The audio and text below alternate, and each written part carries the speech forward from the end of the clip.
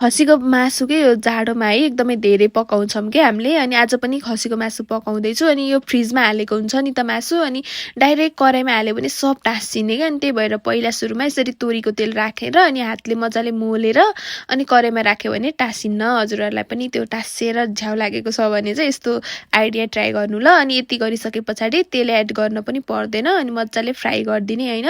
Fry गरेर चाहिँ कराईमै fry गरेको मिठो हुन्छ क्या कुकरमा भन्दा।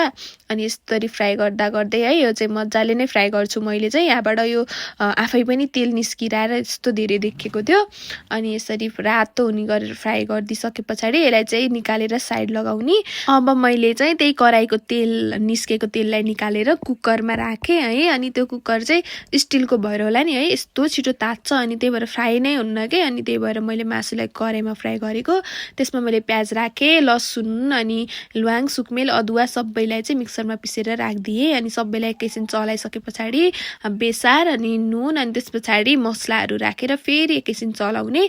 खसीको मासुमा चाहिँ टमाटर नराख्दा पनि हुन्छ, मनपर्छ भने चाहिँ राखे भयो। अनि कराईको मासुलाई कुकरमा राखेर यसो अलिअलि चलाए हुन्छ, धेरै बेर चलाउनु पर्दैन।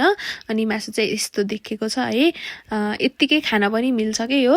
अझ एकैछिन छोपी छोपी पकाएर अनि सुप खाने हो भने चाहिँ एड गर्ने। अनि आज मैले चाहिँ भाङ्गोको चटनी पनि बनाएको थिएँ। यो चटनी त मेरो फेभरेट नै हो, मैले यसको रेसिपी पनि राखिसकेको थिएँ है। यो भाङ्गोमा यसरी चटनी धनियाँहरू हाल्यो, खुर्सानी हाल्यो, सरर मिक्सर चलाइदियो अनि यस्तो मिठो बवाल चटनी रेडी हुन्छ होइन।